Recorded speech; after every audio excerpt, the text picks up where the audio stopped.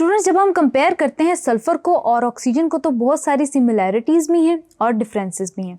तो स्टूडेंट्स इनको हम देख लेते हैं, कंपैरिजन के अंदर एक ब्रीफ सा कंपैरिजन कर लेते हैं। सबसे पहले तो स्टूडेंट्स आपके पास इलेक्ट्रॉनिक कन्फिग्रेशन जो है आउटर वो सिमिलर है, ऑब्वियसली सेम ग्रुप के एलिमेंट्स हैं। डाइवेलेंट हैं यानी कि स्टूडेंट्स आपके पास डाइवेलेंट है यानी कि आपके पास -2 ऑक्सीडेशन स्टेट में एग्जिस्ट कर रहे होते हैं डाइवेलेंट ऑक्सीडेशन स्टेट के अंदर।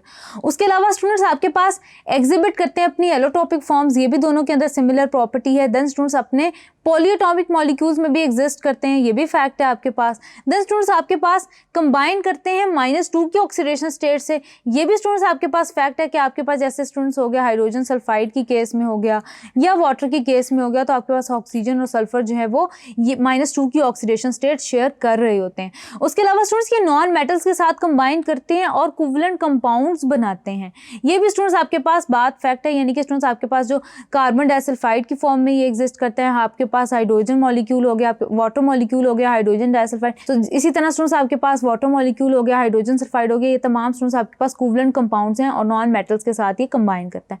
टिपिकल नॉन मेटल्स हैं एज डिस्कस्ड अर्लियर, फ्री और कंबाइंड स्टेट्स में अर्थ के अंदर प्रेजेंट हैं। और स्टूडेंट्स कैसे प्रेजेंट हैं उसके लिए स्टूडेंट्स हमने इनके मुख्तलिफ जो मिनरल्स थे या इनके जो मुख्तलिफ मेटेलिक कंपाउंड्स थे उनको स्टूडेंट्स हमने डिस्कस किया और उनके जनरल फार्मूलाज भी देखे। अब स्टूडेंट्स हम बात कर लेते हैं डिफरेंसेस की कि इन दोनों के दरमियान डिफरेंसेस क्या हैं। सबसे पहले तो स्टूडेंट्स आपके पास ऑक्सीजन अपनी 2 इलेक्ट्रोपिक फॉर्म्स में एग्जिस्ट करता है, that is oxygen and ozone, O2 and O3 की फॉर्म में एग्जिस्ट करता है। सल्फर अल्फा बीटा गैमा की फॉर्म में एग्जिस्ट करता है, यानी कि मोनोक्लिनिक सल्फर में, रोम्बिक सल्फर में, प्लास्टिक सल्फर की फॉर्म में एग्जिस्ट करता है। उसके अलावा स्टूडेंट्स आपके पास ऑक्सीजन एक गैस है, जबकि स्टूडेंट्स आपके पास जो सल्फर है वो सॉलिड है, वो सॉलिड होता है ऑर्डिनरी टेम्परेचर के ऊपर। उसके अलावा स्टूडेंट्स आपके पास जो ऑक्सीजन है वो स्पेरिंगली सॉल्युबल इन वाटर में, दैट इज वे ऑक्सीजन की कंसंट्रेशन होती है वाटर के अंदर और उसको एक डेफिनेट मेजर लेवल भी दिया जाता है, यानी कि उसको कैलिब्रेशन भी दी जाती है।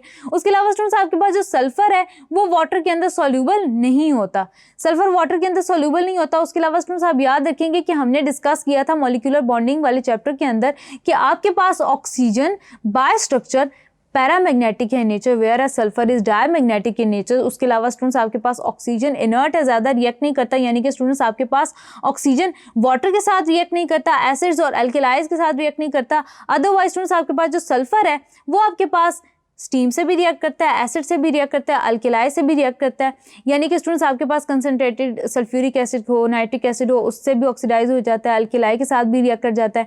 उसके अलावा स्टूडेंट्स आपके पास ऑक्सीजन और सल्फर के अंदर सबसे बड़ा डिफरेंस स्टूडेंट्स ये है कि आपके पास ऑक्सीजन के केस में जो ऑक्सीडेशन स्टेट है वो -2 ही रहती है, जबकि स्टूडेंट्स जो सल्फर है उसके केस में ऑक्सीडेशन स्टेट जो होती है वो -2 भी हो सकती है, +2 भी हो सकती है, +4 भी रह सकती है, +6 भी रह सकती है, like in the form of sulphur dichloride, sulphur tetrachloride, sulphur hexachloride. तो स्टूडेंट्स इस तरह से आपके पास ऑक्सीडेशन स्टेट्स वेरी कर रही होती हैं और रिएक्टिविटी भी स्टूडेंट्स हमने उसको भी डिस्कस किया। आगे चलते हैं स्टूडेंट्स, डिटेल में डिस्कस करते हैं कि आपके पास सल्फ्यूरिक एसिड क्या है, इसको किंग ऑफ केमिकल्स क्यों कहते हैं। उसके अलावा स्टूडेंट्स हम ये डिस्कस कर रहे होंगे कि आप कैसे कॉन्टैक्ट प्रोसेस के थ्रू सल्फ्यूरिक एसिड को मैन्युफैक्चर कर सकते हैं। Thank you.